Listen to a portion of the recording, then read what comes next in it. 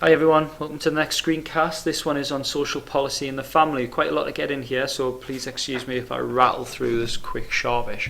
What we're going to look at is what are social policies, what is the relationship between social policies and family and the impact that it has on the families, and any sociological perspective we can apply. We're going to apply quite a lot actually to it. So first of all, social policies, they are basically plans and actions that are made by government normally, and these are based on maybe laws, but also they might be based on a society and how society needs to operate at that time. Some people see them as a set of regulations that families have to live by and abide by, and they can greatly influence the structure of the family for a positive and in a negative way. So this family ideology, everyone's got this different idea about what the best type of family is, and also how it should look. Now, policies will change depending on what your outlook is, and so we're going to look at the main 5 outlooks in a moment, and some of these will have a direct effect on government policies as well. First one we're going to look at is New Right. Traditionally a conservative viewpoint, a nuclear family where the male is the breadwinner and the provider for the family, and the woman stays at home and looks after the kids and makes sure the house is nice and clean and that the chicken pie is ready on the table for dad coming in. Now, this is a very self-reliant household. So as a result of this, the New Right don't particularly like benefits that much.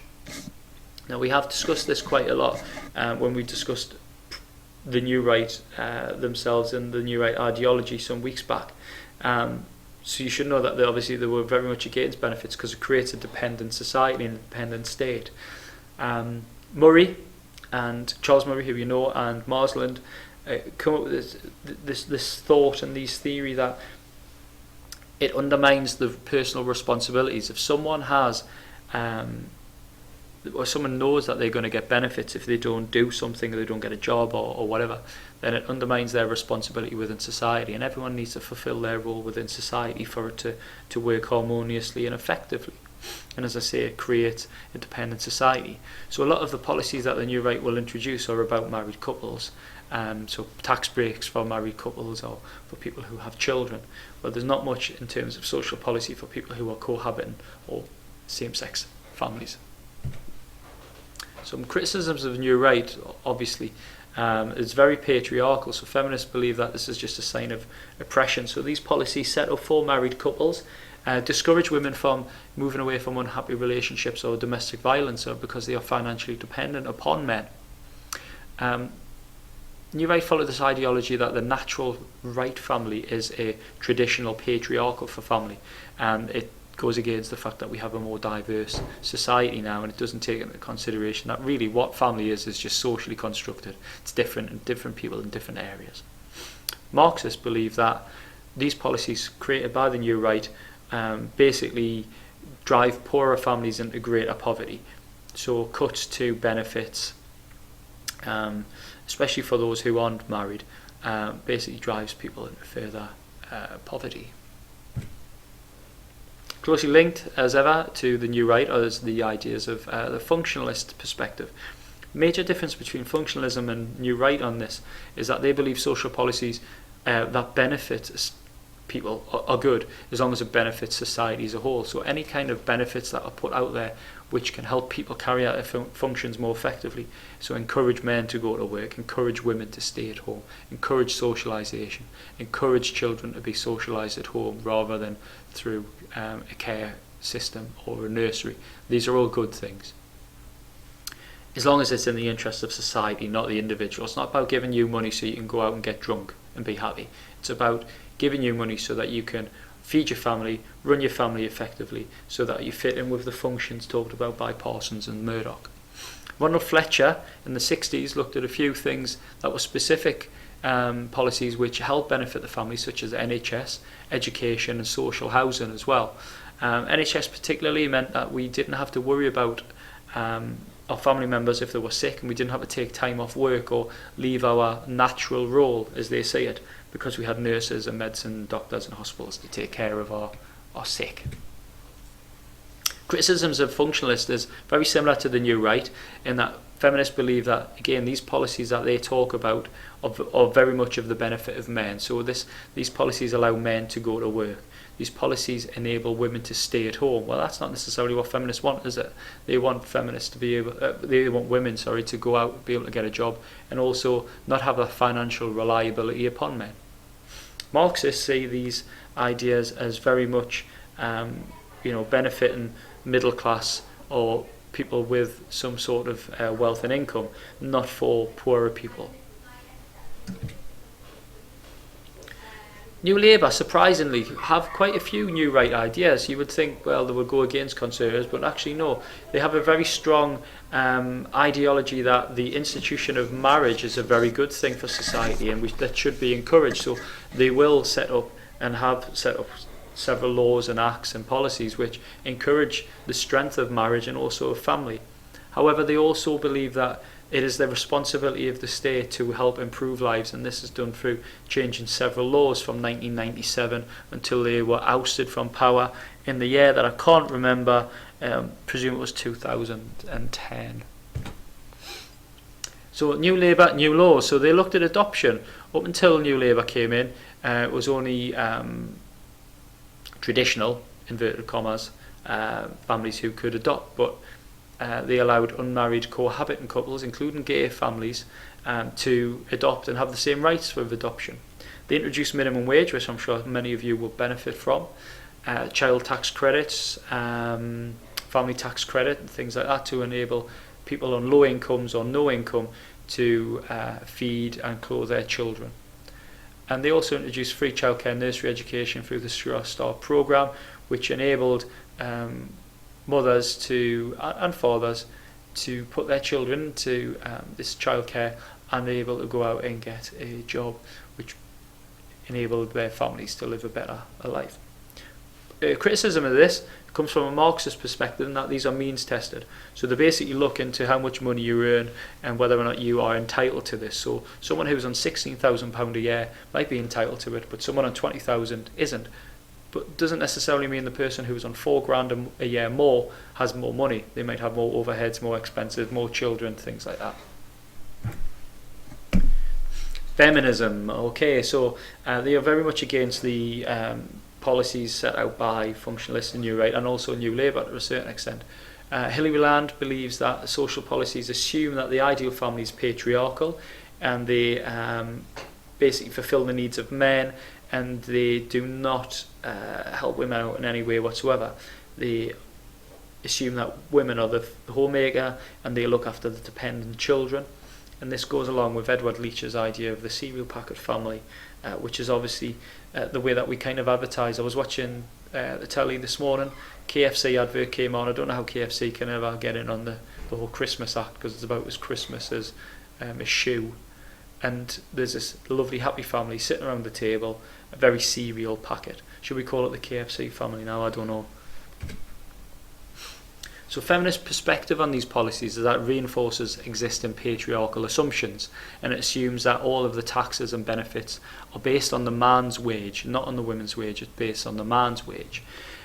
Interestingly, the look at the divorce reform as well is a bit of a negative, because it makes this assumption that the primary natural carer of children is the woman, and that women automatically get these children in custody cases, unless there's a real reason why they shouldn't have it.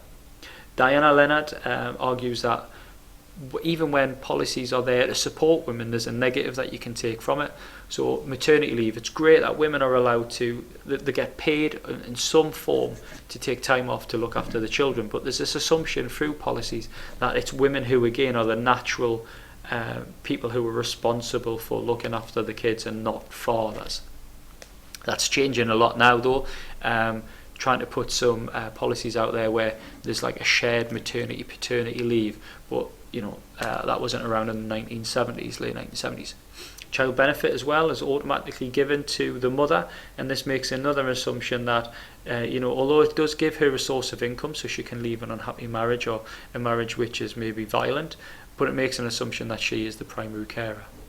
Criticisms of feminism is that it kind of overlooks this idea of equal pay and sex discrimination. So liberal feminists might say, well, what we've discussed is quite a radical viewpoint of policies, we have got equal pay and we have got the Sex Discrimination Act, which means that women are encouraged to get jobs and can get the same kind of jobs and get paid the same amount as men. And also the Divorce Reform Act means it easier for women to leave these unhappy relationships and marriages. Marxists, they don't really say much in terms of progress at all, to be honest with you. They still believe that we live in a very unfair, socially divided capitalist society, and any policies that are actually put in place normally are for the benefit of factories and production and stuff like that. Wherever there are any policies which are for the benefit of the proletariat, it's normally due to a real long struggle. So it comes out as a result of an inequality that was probably put in there anyway because of social policies in the first place. And there's always this threat hanging over the head of the proletariat that these things could be removed, so that sick pay could be removed from their employers, or that these policies could be changed at any point. So they're always living under this threat. And they give some examples of these policies actually benefiting capitalism.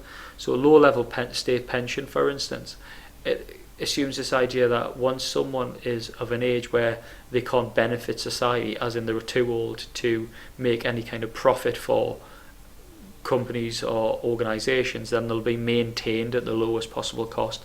Because state pension's pretty measly. Even if someone's on quite a lot of money, their state pension is very, very low. And also in World War II, obviously all these men are going off to war, and they had all the factories, and especially munition factories, and no one to fulfil the roles. So they set up a lot of full-time nurseries.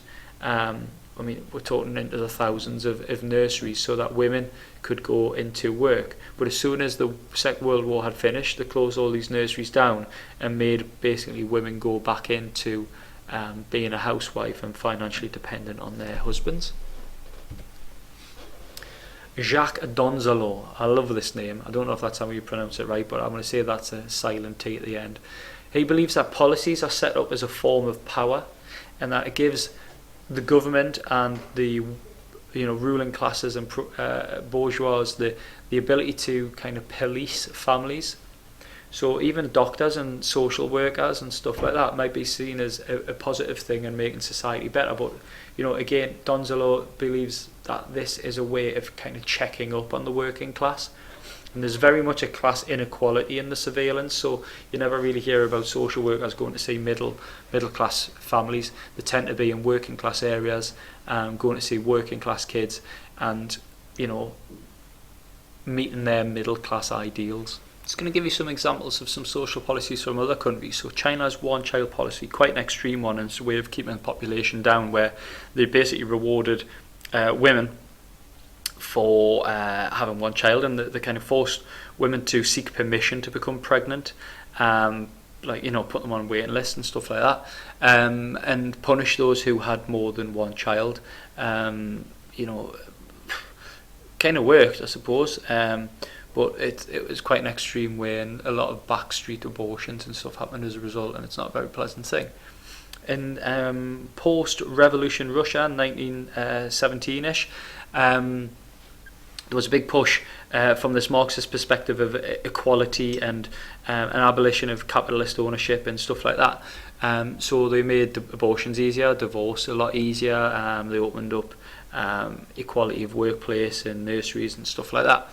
But it fell into a few difficulties, had civil war, there was famine, there was Hitler happening and stuff like that. So to try to eradicate that threat, there was a tightening of abortions and divorce laws, and parents were encouraged to have more children to try to kind of eradicate this threat, and to the role of the woman was very much to populate this brand new ideal.